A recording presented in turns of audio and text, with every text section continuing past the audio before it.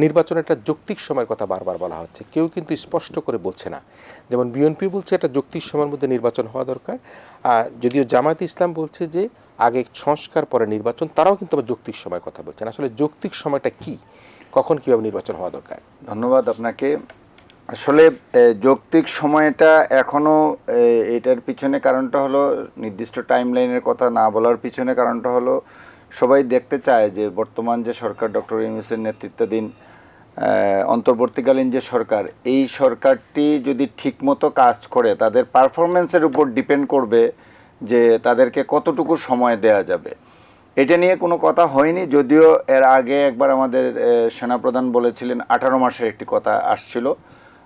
পরে ডক্টর ইউনূস এইটার ব্যাপারে তার অবস্থানটা স্পষ্ট করেছেন, মানে তারা এরকম কোনো টাইম লাইনের কথা এখনও বলতে চাচ্ছেন না। এইখানে একটি বিষয় আসছে যে আসলে কত সময় সরকারকে দেওয়া উচিত, এবং এই বিষয়টা বারবারই ঘুরে ফিরে আসছে। যৌক্তিক সময় এই টার্মটা খুব বেশি ইউজ হচ্ছে। এটা ইউজ হওয়ার পিছনে আমি বলবো যে এখানে সবাই দেখতে চায় সরকার কাজ করছে, তাদের পারফরমেন্সের উপর ডিপেন্ড করবে কতটুকু সময় যৌক্তিক। এখন যদি আমরা সংস্কার কাজটা করে নির্বাচন করতে চাই, যে সংস্কারের কাজটুকু আগালো কিনা, তো এটা নিয়ে নানা প্রশ্ন আছে। যে সংস্কার কাজটা অনেকেই অভিযোগ করছেন একটা ডিমে তেলে গতিতে চলছে, যদিও সরকারের তরফ থেকে এটা কিন্তু ডিনাই করা হয়েছে যে না, তারা কাজ করছে। কিন্তু আমরা দেখতে পাচ্ছি যে সংস্কারের জন্য যে 8টা কমিটি করা হয়েছে, এই কমিটিগুলোর এখন পর্যন্ত গত মাসের 11 তারিখে এটার কমিটির প্রধানের নাম ঘোষণা করা হয়েছে। এই মাসের 1 তারিখে এটা গেজেট হওয়ার কথা ছিল, কিন্তু 1 তারিখে হয়নি। পরবর্তীতে গেজেটটা হয়েছে ঠিকই, কিন্তু ফুল কমিটির ফরমেশনটা হয়নি। এখন পর্যন্ত কমিটির একজনের নামই আছে। এই একজনের সাথে তো আরও 4জন 5জন কিংবা 7জন যুক্ত হবেন, তো তাদের নামগুলো এখনও কিন্তু আসেনি, আমরা কিন্তু এখনও দেখতে পাইনি। সর্বশেষ সরকারি তরফ থেকে যেটা বলা হয়েছে, আমি সরকারের যারা উপদেষ্টা রয়েছেন, একাধিক উপদেষ্টার সাথে আমার ব্যক্তিগতভাবে কথা হয়েছে, এবং আনুষ্ঠানিকভাবে প্রেস সেক্রেটারিকে আমরা একটা অনুষ্ঠানে পেয়েছিলাম, ওইখানে জিজ্ঞেস করেছিলাম অতি সম্প্রতি। উনিও যে রিপ্লাই দিয়েছেন সরকারের তরফ থেকে, উনি সরকারের মুখপাত্র হিসেবেই কথা বলেন।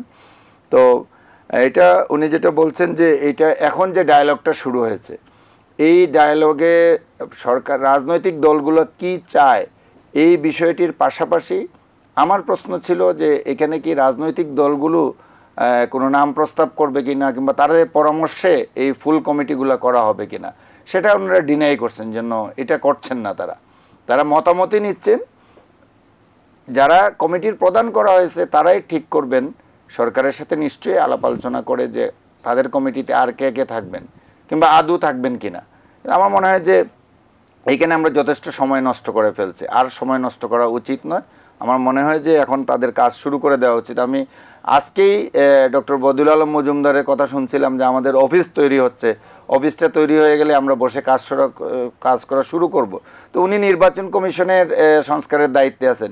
নির্বাচন কমিশনে বিশাল অফিস ভবন পড়ে রয়েছে, ওইখানে তো এখন কমিশনাররাও নাই, সিইসিও নাই, শুধুমাত্র সেক্রেটারি এবং অন্য স্টাফরা আছেন। ওইখানে বসেও তো উনি কাজ করতে পারেন, চাইলেই কি উনি বসতে পারেন কিনা না, সেটা সরকারকে উদ্যোগ নিয়ে আমি সেটাই বলতে চাচ্ছি যে এটা এই প্রিপারেশনগুলোতে আমরা সময় নষ্ট করে ফেলছি। তো এখানে আমি বলবো এই সরকারের কাজগুলো কিন্তু অনেকগুলা কাজ।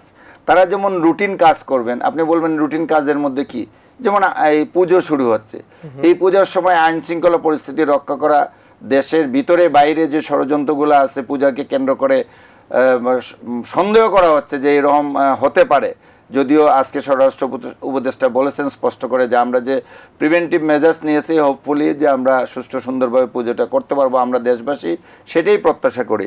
তো তারপরে তাকে এটাতে কনসেন্ট্রেট করতে হচ্ছে সরকারকে, পুরো সরকারের মেকানিজমটাকে। হয়তো হোম মিনিস্ট্রি বেশি কাজ করছে, কিন্তু অন্যদেরও করতে হচ্ছে।